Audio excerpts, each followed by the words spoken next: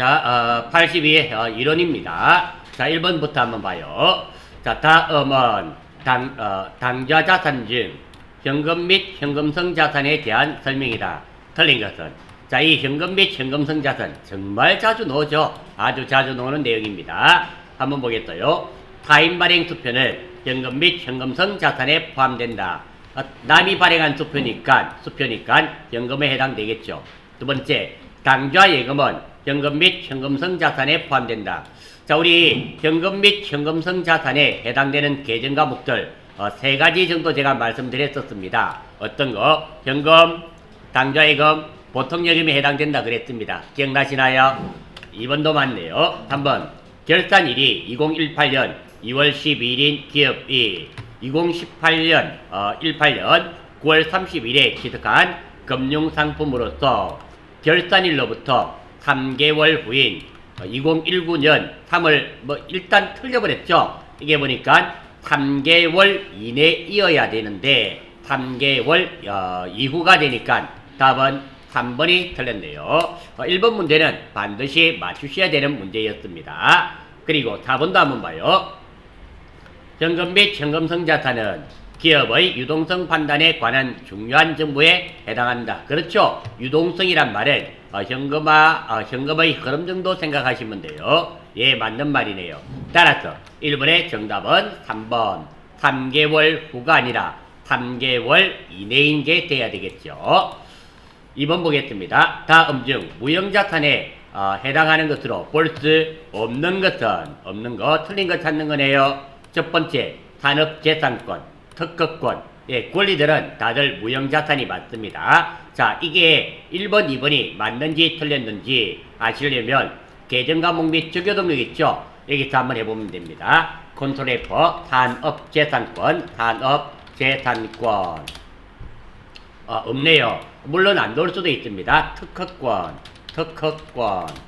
자, 특허권은 무형자산 맞죠? 여기에 보시면 특허권 찾았더니 여기에 무형자산으로 나타납니다. 이렇게 찾으시면 되고요. 내부적으로 창출한 영업권. 답은 3번이 되겠죠? 이것도 아마 익혀 주셨을 겁니다. 자, 이 무형자산은 우리 잠시만 한번 볼 수 있도록 할까요? 자, 무형자산에 관련된 문제가 자주 출제가 됩니다. 자, 아마 28병 하면서 우리가 공부를 했던 건데요. 여기에 나와 있죠. 28병에 보시면, 자, 무형자산. 내부적으로 창출한 영업권은 무형자산으로 인식하지 않는다. 단, 돈으로 구입한 영업권만 무형자산으로 인식한다. 요때 제가 설명을 드렸던 것 같습니다. 두 번째, 무형자산의 최대 상각기간은 20년을 초과할 수 없고요. 무형자산의 상각 후 잔존가치는 0원으로 합니다. 그리고 무형자산의 상각방법은 합리적이고 체계적인 방법이 있다면 해당 방법을 선택하고 이게 감가상각 방법을 말합니다. 없으면 정액법을 원칙으로 한다. 이렇게 되어 있습니다. 특히 감가상각 방법에는 정액법, 정률법, 생산량 비례법, 연수합계법, 이중체감법 이런 것들이 있죠. 따라서 지금 정답은 자, 내부적으로 창출한 영업권은 무형자산으로 인식하지 않는다. 28병에 처음에 나왔습니다. 답은 3번이 되겠네요.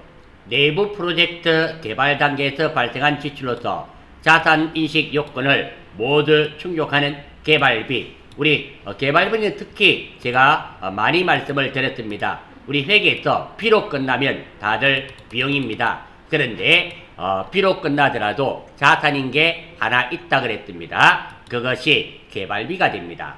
따라서 답은 4번이 되겠네요. 3번이 되겠습니다. 3번. 다음 중 재고자산에 대한 설명으로 옳지 않은 것은 틀린 것 찾는 거네요. 항상 문제는 맞는 건지 틀린 건지가 중요하죠. 옳지 않은 것입니다. 무엇에 대한 재고자산입니다. 첫 번째, 재고자산은 이를 판매하여 수익을 인식한 기간의 매출원가로 인식한다. 예, 1번 맞는 말입니다. 2번, 재고자산의 시가가 현재 가격을 말합니다. 재고자산의 현재 가치가 장부금액 이하로 하락하여, 그러니까 내가 이 말은 여기서부터 2번. 자, 여기서부터 여기까지의 말. 요까지가 뭐냐면, 내가 뭐 상품 예를 들겠습니다. 상품을 100원을 주고 샀는데, 현재 가격이 내려서 사기는 100원 주고 샀는데, 70원 밖에 안 한단 말입니다. 이렇게 산 가격보다 내렸을 때, 이런 의미가 돼요. 재고자산의 시가가 장부 금액 이하로 하락하여, 이 말이 내가 100원짜리 상품을 사서 본대 150원에 파는데, 여차한 이유로 이 가격이 내려서 팔아도 70원 밖에 못 받게 되었다. 이 말입니다. 발생한 평가 손실은 재고자산의 차감 계정으로 표시하고 영업 외 비용으로 처리한다. 이거 틀렸네요. 자, 여기까지는 맞습니다. 여기까지 아무 문제 없고요. 발생한 평가 손실은, 자, 요때 사용하는 계정 과목이 재고자산 평가 손실이라 그럽니다. 이럴 때, 내가 100원 주고 샀었는데 팔면 70원 밖에 못 받게 되었어요. 이것을 재고자산 평가 손실이라 그럽니다. 손실은 재고자산의 차감 계정으로 표시합니다. 예, 맞습니다. 왜? 가치가 떨어졌으니까 여기까지는 다 맞았습니다. 어디가? 영업 외 비용이 아니라 매출 원가에 가산합니다. 그래서 답은 4번이 되겠습니다. 자, 여기까지는 다 맞았고, 지금 이 말이 영업 외 비용으로 처리한다고 되어 있는데요. 이게 매출 원가에 가산한다 라고 되었었더라면 이 말은 맞는 말이 됩니다. 그래서 답은 2번이 됩니다. 3번 2번이 됐고요. 3번 재고자산의 장부 수량과 실제 수량의 차이에서 발생하는 감모란 말은 코딱지만큼 없어지는 것을 의미하게 되겠죠. 감모하고 비슷한 것은 공손입니다. 불량품 손실의 경우 정상적으로 발생한 감모 손실은 원가에 가산한다. 아마 이 말도 우리가 공부했던 것 같습니다. 이것도 했고요. 잠시만 한번 볼까요? 감모 공손 기억이 나네요. 여기 있네요. 감모 제품 생산 과정 또는 판매 과정에서 코딱지만큼 없어지는 것.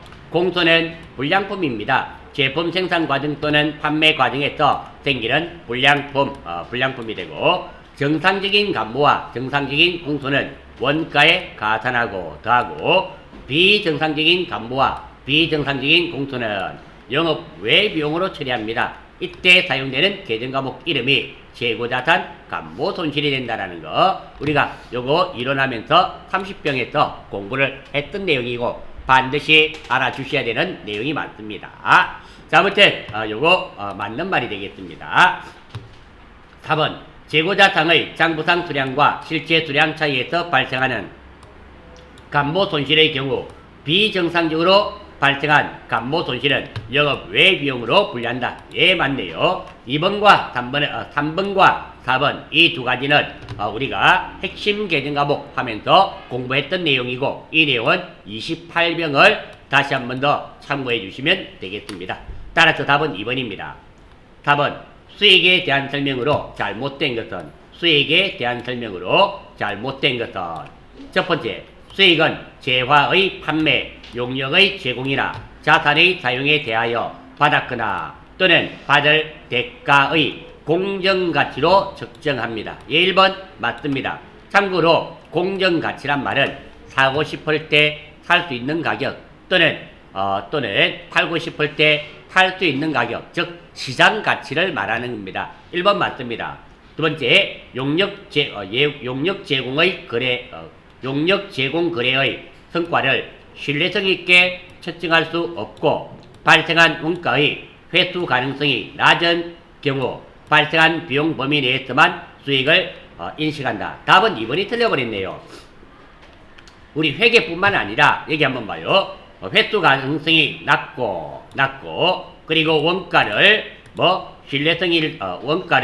신뢰성 있게 측정할 수 없는 경우는 이런 경우는 수익 인식을 하지 않습니다. 따라서 답은 2번이 되겠고요. 3번. 자, 2번 틀린 것이 중요한 게 아니라 맞는 것이 더 중요합니다. 자, 이게 수익을 인식하려면 신뢰성 있게 측정할 수 있어야 됩니다. 그리고 요게 있어야 되는데 없고 해서 틀렸고, 회수 가능성이 높아야 됩니다. 낮은 해서 틀렸습니다. 3번 이자 수익은 원칙적으로 유효 이자율을 적용하여 발생 기준에 따라 인식합니다. 예, 맞습니다. 4번 성격과 가치가 유사한 재화나 용역 간의 교환은 수익을 발생시키는 거래로 보지 않는다. 예, 맞는 말이 되며, 이 말은 교환 거래란 말입니다. 수익, 이익 받다 손해 받다 따지는 것이 아니라 바꾼 것이기 때문에, 바꾼 것이기 때문에 교환 거래가 됩니다. 따라서 답은 2번입니다. 4번. 다음은 유가증권에 대한 설명이다. 유가증권이고 틀린 거 찾는 거네요. 1번 유가증권에는 지분증권과 세부증권이 있습니다. 예, 맞습니다. 두 번째, 단기매매증권에 대한 미실현 보유 손익은 단기 손익으로 처리한다. 예, 2번 맞는 말이네요. 자, 이 말을 잘 아셔야 되겠습니다. 요 말. 자, 먼저 요 말부터 미실현 보유 손익이란 말은, 자, 요 말이 무슨 말이냐면 가지고 있으면서 이익 혹은 손해를 보는 것. 어려서 단기매매 증권이니까 단기매매 증권 평가이익, 평가손익으로 할게요. 평가이익 또는 단기매매 증권 평가손실을 의미하게 됩니다. 이렇게 되는 거예요. 따라서 단기매매 증권에 대한 미실현 보유 손익이란 말은 단기매매 증권을 가지고 있으면서 이익 혹은 손해를 보는 것이고, 이것이 단기매매 증권 평가이익, 단기매매 증권 평가 손실을 의미하게 되며, 이 두 가지는 단기매매 증권 평가이익과 단기매매 증권 평가 손실은 단기의 손익입니다. 단기의 손익이란 말은 올해 이익과 손해, 올해의 이익과 손실을 의미하게 됩니다. 예, 맞습니다. 단기매매증권 평가이익과 평가손실은 내년에 연결되지 않는다. 이런 말입니다. 예, 맞는 말이 되고요. 매도가능증권에 대한 미실현 보유손익 똑같습니다. 이것도 마찬가지로 가지고 있으면서 이익이나 손해를 보는 것을 미실현 보유손익이라 그러고요. 두 번째, 여기에 해당되는 것이 매도가능 증권 평가이익, 그리고 매도가능 증권 평가손실을 의미하게 됩니다. 의미하게 되고, 이것은 기타 포괄 손익 유계액으로 처리한다. 맞죠? 매도가능증권 평가이익과 매도가능증권 평가손실은 자본 항목의 기타 포괄 손익 유계액에 해당된다. 이런 의미가 됩니다. 예, 맞는 말입니다.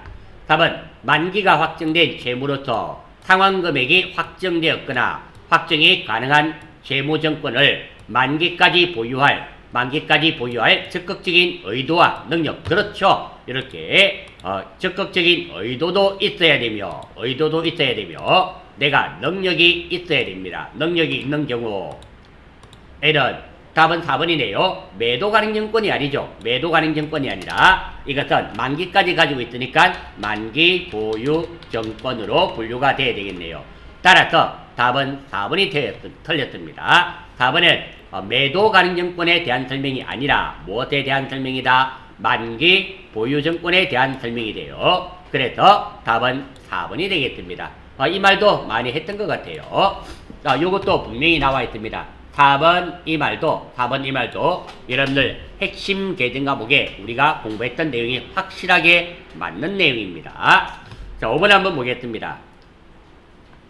6번 다음은 변동비네요. 변동비. 자, 변동비 하면 어떤 것을 의미가 되나요? 하게 되나요? 한번 생각해 볼까요? 자, 변동비. 요거는 요것도 요걸로 참고하겠습니다. 이게 다 이게 나와 있죠.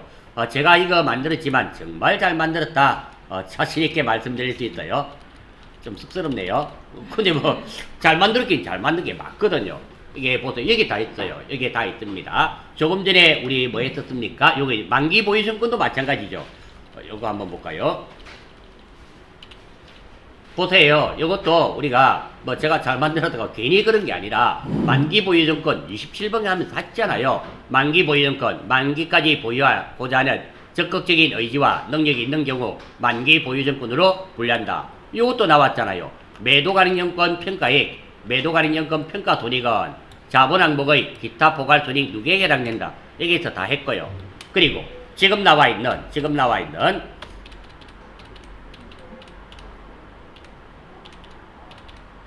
자, 요거 나와 있잖아요. 보세요. 변동비가 나왔네요. 많이 생산하면 많이 들고 생산하지 않으면 아예 하나도 들지 않는 원가를 말하게 되며 가장 대표적인 예가 직접 재래비와 직접 노무비가 여기에 해당됩니다. 고정비죠. 많이 생산하든지 작게 생산하든지 항상 일정하게 드는 원가를 말하게 되며 뭐 보험료라든지 임차료라든지 달세 이런 것들이 해당됩니다. 자, 지금은 변동비에 관련된 설명이에요. 자, 변동비에 관한 설명이고, 자, 여기에 대해서 한번 보겠습니다. 자, 조업도란 말은 무슨 뜻이 된다? 이런 말을 이해를 하셔야죠. 많이 생산하고 적게 생산하는 정도. 많이 생산하고 적게 생산하는 정도. 적게 생산하는 정도가 되겠죠. 의 변동에 따라 비례하여 총원가가 변동하는 원가를 말한다. 그렇죠? 많이 생산하면 많이 들고 작게 생산하면 작게 된다. 이 말입니다. 예, 1번 맞는 말입니다. 단위당 원가는 단위당 원가란 말은 한 개당 원가를 말합니다. 원가는 조업도의 변동에 관계없이 일정하다. 그렇죠? 이게 1번과 2번을 혼돈하시는데요. 자, 이거 보세요. 내가 한 개 만드는데 1g의 플라스틱이 듭니다. 그럼 10개 만들면 플라스틱은 10g이 들 거예요. 자, 이렇게 됩니다. 그러니까 변동 1번 조업도의 변동에 따라 비례하여 원가가 정한다. 자, 한 개에서 10개 만들면 어때요? 요 그람수는 플라스틱이 몇 그램 듭니까? 10g 이렇게 늘어나요. 맞습니다. 2번도 맞는 말입니다. 한 개당 1g이 드는데 그게 10개 만드니까 10g이 드는 거지. 한 개당은 내나 얼마 들었습니까? 1g이 들었죠. 2번 맞는 말입니다. 3번 변동비의 총원가는 조업도에 따라서 다음과 같이 발생한다. 이게 그림인데요. 제가 밑으로 빼버렸어요. 자, 이렇게 돼 있습니다. 이렇게 돼 있어요. 그러니까 변동비의 총원가는 많이 생산하면 이렇게 계속 많이 들고 이렇게 들고 작게 생산하면 아예 안 든다. 예, 맞는 말입니다. 4번 들렸죠? 단위당 원가는 조업도가 증가할수록 감소한다. 답은 4번이 되겠네요. 그리고 찍더라도 이거 같은 경우는 2번과 4번은 반대말이잖아요. 2번은 단위당 원가는 조업도의 변동에 관계없이 일정하다고. 4번은 단위당 원가는 조업도가 증가할수록 감소한다. 이 반대말은 아니지만 완전히 다른 말입니다. 한 개당 원가는 많이 생산하든 작게 생산하든 1g씩 똑같이 들죠. 그래서 답은 4번이 틀렸습니다. 이런 문제 자주 출제됩니다. 전산회계 1급에도 자주 나오니까 반드시 아셔야 되며, 선생님 저는 이런 거 잘 모르는데요. 그런 분은 어떤 거를 공부하셔야 되는가 하면 44병, 45병, 46병, 47, 48, 49, 요까지 47, 6, 5, 4, 3, 2 요까지네요. 44병부터 47병까지 반드시 여기에 놓는 어떠한 내용도 몰라서는 안 됩니다. 반드시 그리고 맞추셔야 돼요. 다음 7번입니다. 다음 자리를 이용하여 단기 매출 원가를 계산하면 단기 매출 원가네요. 원가 계산하는 겁니다. 보기 한번 볼까요? 제품, 단기 제품 제조 원가 요래 나왔네요. 이거 나왔네요. 공식입니다. 매출 원가, 제품 매출 원가네요. 제품 매출 원가는 기초 제품 재고액 플러스 단기 제품 제조 원가 마이너스 기말 제품 재고액 이렇게 됩니다. 이게 맞추면 되잖아요. 기초가 얼마가 됩니까? 10만원. 단기가 얼마입니까? 50만원. 기말이 얼마입니까? 20만원. 답은 40만원. 3번이 되겠네요. 3번이 되고요. 이것도 반드시 아셔야 되죠. 참고로 7번 문제는 우리가 사실은 전산회계 1급 할 때 다 했던 내용입니다. 이것도 여러분들에게 증명을 한번 해드리기 위해서, 자, 여기에 보시면 전산회계 2급인가 여기에 보시면 2급 할 때인가 공식이 있었습니다. 여기네요. 자, 여기 한번 볼까요? 이게 전산회계 1급 하면서 했던 것도 아니고요. 여기 보시면 전산회계 2급 과정에 18병에 보시면 여기에 제품 매출원가는 기초 제품 재고액 플러스 여기에 나왔습니다. 여기에 나와 있고요. 그리고 원가 계산에도 나와 있습니다. 이런 거 놓치셔서는 안 된다. 알아주시길 바라겠습니다. 자, 다음 개별원가의 특징이 아닌 것은, 자, 이것도 정말 이거 많이 사용되죠. 제가 봐도 너무 많이 사용돼요. 이게 이 말을 역으로 말하게 되면은 여러분들이 여기에 나와 있는 내용은 반드시 알아주셔야 된다, 이런 말입니다. 자, 이것도 먼저 한번 보겠습니다. 자, 요거 개별원가네요. 개별원가 다품종 소량 주문 생산하는 업종에서 채택합니다. 원가 계산이 가장 정확해요. 정확하고, 단점 원가 계산에 많은 시간과 노력이 필요합니다. 그리고 건설업, 기계 제조업, 항공기 제조업, 조선업 이런 것들에 적용이 됩니다. 그런 반면에 종합원가는 공장에서 대량 생산하는 업종에 유리합니다. 요거는 요게 머릿속에 들어와 있다는 가정하에 문제풀이를 하겠습니다. 자, 출발합니다. 자, 개별원가네요. 개별원가 계산이 아닌 것은, 그러니까 보기 4개 중에서 종합원가가 있단 말이죠. 공장에서 대량 생산하는 거. 다품종 소량 주문 생산하는 업종에 적합하다. 예, 맞습니다. 제조 지시서를 통하여 개별 제품별로 제조 지시를 한다. 예, 맞습니다. 작업 원가표가 있죠. 통하여 개별 제품별로 제조 원가가 집계된다. 예, 맞습니다. 제조 원가는 각 공정별, 답은 4번이네요. 공정별로 집계하는 것이 바로 종합원가죠. 그래서 여러분 시험 치실 때 공정별 나오는 것은 100% 종합원가입니다. 공정별 집계되는 것은 종합원가가 되는 겁니다. 따라서 답은 4번이 되겠네요. 8번 평균법에 의한 종합원가 계산 제도에서, 자, 평균법, 선의선출법 기억나셨죠? 기억나시나요? 원가 계산 제도입니다. 자, 다음 자리를 통해 제품원가를 계산하시오.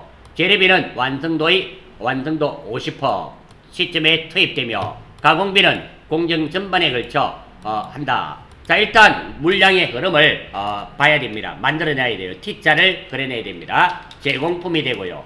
자, 여기가 기초가 되고 몇 개가 됩니까? 100개가 여기 나와 있죠. 요거 보면 됩니다. 기초가 100개가 되고 100개가 되는데 여기에 몇 퍼? 50%가 완성되었습니다. 그리고 단기 투입량, 단기 착수 수량입니다. 수량. 단기 착수 수량 500개 밑에 나와 있죠. 500개가 되고요. 다음 오른쪽입니다. 대변에 자, 단기 완성품 수량 있죠. 단기 완성품 수량 여기에 나와 있습니다. 완성에 몇 개? 400개 나와 있죠. 제가 특별한 기술 쓰는 게 지금 아닙니다. 자, 다음 그리고 기말 제공품입니다. 기말 제공품 이 몇 개인가요? 200개 밑에 나와 있습니다. 200개 몇 퍼 완성됐나요? 60%. 자, 일단 이 물량의 흐름에 의해서 이렇게 요걸 만들어 내실 수가, 요렇게 T자 계정이죠. 요렇게 만드실 수 있으면 됩니다. 두 번째입니다. 자, 요거 기초 별거 아닙니다. 요거 기초 단기입니다. 요 단기 착수. 요거 여기에 그대로 적은 것밖에 없습니다. 요거를 요 두 가지를 여기에 적은 것밖에 없고요. 다음 요 두 가지입니다. 요 두 가지는 오른쪽에 나와 있잖아요. 요거 그대로 적은 것밖에 없어요. 뭐 특별한 기술 쓴 게 없습니다. 이 상황에서 이제 우리가 평균법을 이용해 가지고 합니다. 평균법 먼저 평균법의 재료비입니다. 재료비는 어떻게 구하는가 하면 재료비 수량을 구해야 됩니다. 자, 요겁니다. 요거 두 개 더하면 재료비가 돼요. 다시 한 번 더. 선입선출법과 평균법의 가장 큰 차이점은 기초제공품이 사용되고 안 되고입니다. 먼저 재료비입니다. 재료비는 요것 더하기 요겁니다. 그러니까 재료비는 400개, 미안합니다. 400개 더하기 몇 개? 200개가 돼요. 그럼 재료비는 얼마가 됩니까? 600개가 되고요. 그리고 가공비입니다. 가공비는 재료비 400개 더하기, 자, 기말 제공품이잖아요. 기말 제공품 요놈이 됩니다. 요거 곱해주면 돼요. 곱해주면 되니까 400개 플러스 200개 곱하기 완성도가 몇 퍼입니까? 60%. 그러니까 60% 이렇게 해주면 되겠네요. 요거 계산해 보시면 400개에다가 2, 62, 120개, 520개가 됩니다. 이렇게 구해야 됩니다. 이게 평균법이에요. 여기에다가 빼기 기초를 빼면 돼요. 기초 제공품을 빼면 됩니다. 빼면은 요거는 몇 개? 기초가 100개가 되니까 500개. 요거는 선입선출법으로 했을 때입니다. 선입선출법은 먼저 평균법을 구한 다음에 기초를 빼면 돼요. 기초를 요거 빼면은 선입선출법이 됩니다. 되고, 물론 여기도 마찬가지입니다. 요거는 기초 곱하기 완성도입니다. 완성도가 되고, 그렇게 하면은, 자, 요거 같은 경우는 520개에서 빼기, 기초가 100개에서 50개 빼면 됩니다. 즉, 520개에서 요거가 50개가 됩니다. 50개를 빼면은, 470개래요. 470개. 자, 요것이 선입선출법이 됩니다. 요거는 선입선출법으로 되고요. 지금은 필요 없어요. 지금은 문제에서 평균법을 물어봤으니까, 평균법, 재료비는 몇 개? 600개. 가공비는 몇 개? 520개. 이렇게 되네요. 다음, 종합원가는 원가 계산이 종합원가의 원가 계산은 어떻게? 이렇게 됩니다. 재료비 플러스 가공비입니다. 가공비가 종합원가의 원가 계산이에요. 자, 그래서 지금 재료비가 요게 총 18만원 들었네요. 따라서 재료비 단위당 재료비가 얼마인지 보겠습니다. 자, 총 원가가 얼마입니까? 8만원이죠. 8만원 더하기 요게 몇 개? 10만원 나누기 지금 재료비가 몇 개 있나요? 600개가 되면 됩니다. 자, 그러면 한 개당 재료비가 나옵니다. 자, 계산기로 한번 해볼게요. 18만원이네요. 1시 100천만 10만 나누기 600을 했더니 한 개당 3만원입니다. 골뱅이 300원이 되고요. 가공비도 마찬가지입니다. 가공비 한번 구해볼게요. 자, 가공비. 자, 요거 단위당 가공비, 단위당 가공비 똑같습니다. 단위당 가공비는 자, 이렇게 되겠네요. 어떤 거? 가공 10만원이네요. 10만원. 여기에 나와있죠. 10만원 더하기 16만원 더하기 16만원이 되고요. 다음 나누기. 자, 가공비의 개수는 몇 개 했습니까? 520개 나와있죠. 520개가 되고요. 따라서 이거는 한번 해볼게요. 26만원 나누기 520개 26만원 나누기 520개는 500원이네요. 단가가 500원. 이렇게 됩니다. 자, 전체적으로 한번 보겠습니다. 따라서 재료비 플러스 종합원가는 재료비 플러스 가공비가 되는데요. 총 우리가 총 만들어진 거 한번 생각해 봅니다. 자, 총 만들어진 게 여기가 한번 봐요. 먼저 이렇게 한 개당 가격까지 구해놨고요. 다음, 그러면 재료비 플러스 가공비가 얼마입니까? 재료비 플러스 가공비가 되니까 재료비가 얼마? 300원. 재료비 요거 300원 더하기 가공비죠. 가공비 얼마? 요거는 500원이 되겠네요. 자, 요것이 되고요. 곱하기. 자, 요게 총 몇 개 우리가 완성이 됐나요? 총 몇 개 완성이 됐노? 한번 볼까요? 완성된 것이 400개네요.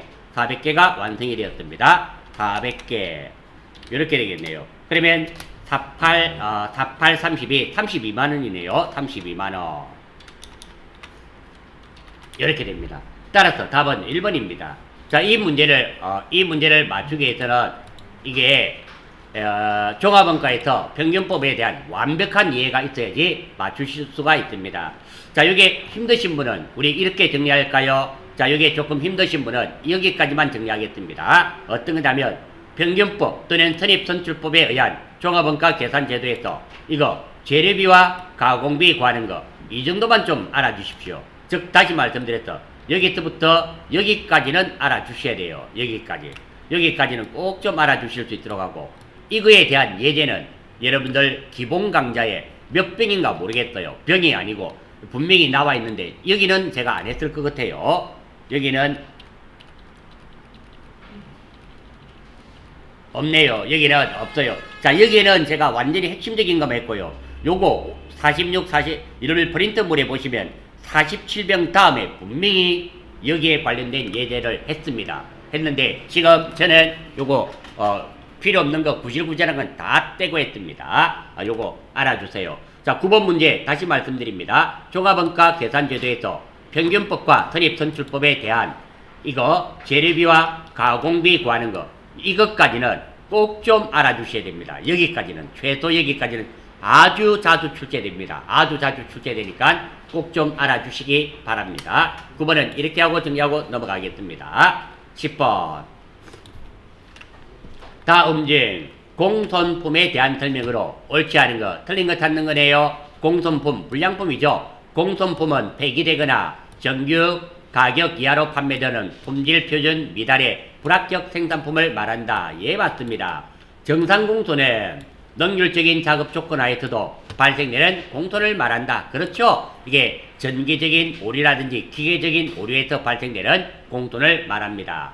다음 비정상공손은 제조활동을 효율적으로 수행하면서 방지할 수 있는 공손을 말한다. 그렇죠? 비정상공손은 작업자의 실수로 발생하게 됩니다. 예, 맞습니다. 답은 비정상공손의 허용 한도는 품질검사 기준을 의뢰하여 품질검사에 합격한 합격품의 일정한 비율로 말한다. 답은 4번이 되네요. 4번은 비정상공손품에 대한 말이 아니라 정상공손이죠. 일정한 1000개 만들면 한 5개씩은 불량품이 일정하게 생긴다. 그는 작업자가 아무리 잘한다 하더라도 발생되는 겁니다. 그래서 답은 4번. 4번은 비정상공손이 아니라 정상공손입니다. 정상. 작업자가 아무리 정확하게 한다 하더라도 기계적인 결함이나 전기 신호에 의한 결함으로서 어쩔 수 없이 발생하는 공손을 말하는 겁니다. 따라서 답은 4번입니다.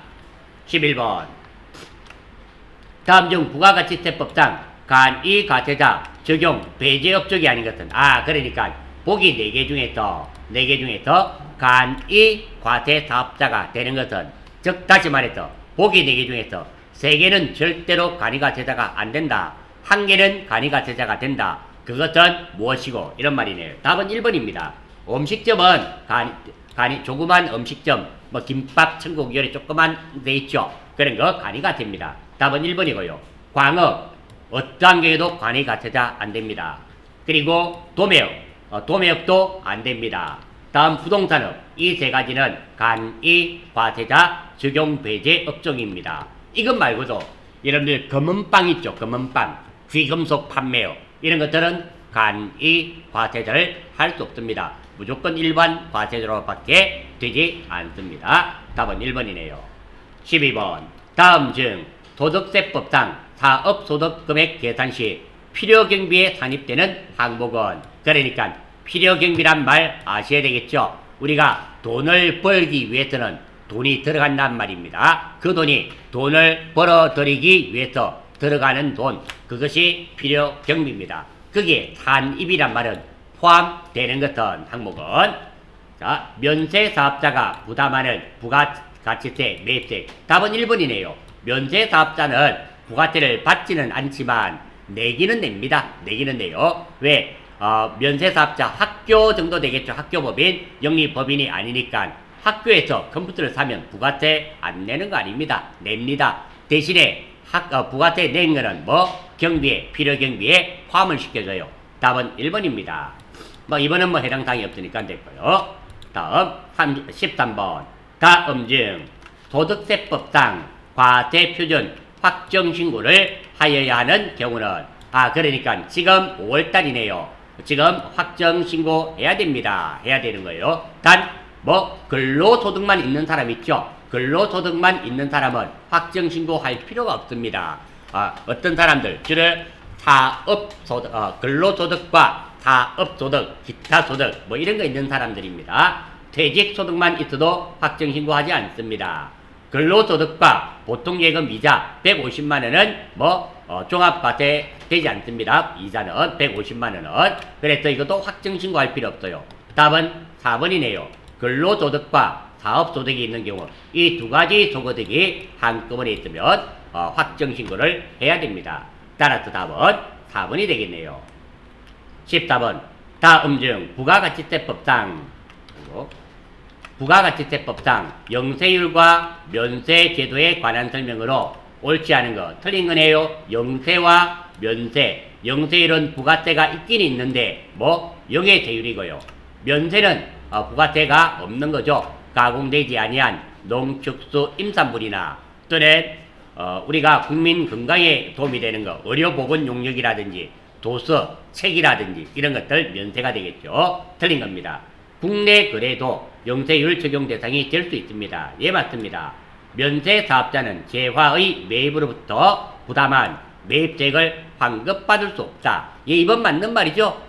면세 사업자는 부가세 내기는 내지만 환급받을 수 없습니다. 환급받을 수 없는 이유는 간단합니다. 왜? 환급받을 수 없는 이유는 부가세 받은 게 없는 겁니다. 환급이라는 것은 누누이 드리는 말씀이지만 환급이라는 것은 내가 냈던 돈의 일부 또는 전부를 돌려받습니다. 그런데 부가가치세는 낸 게 없습니다. 내가 받은 게 없죠. 받은 게 없었기 때문에 낸 게 없고 낸 게 없기 때문에 돌려받을 수 없습니다. 예, 맞습니다.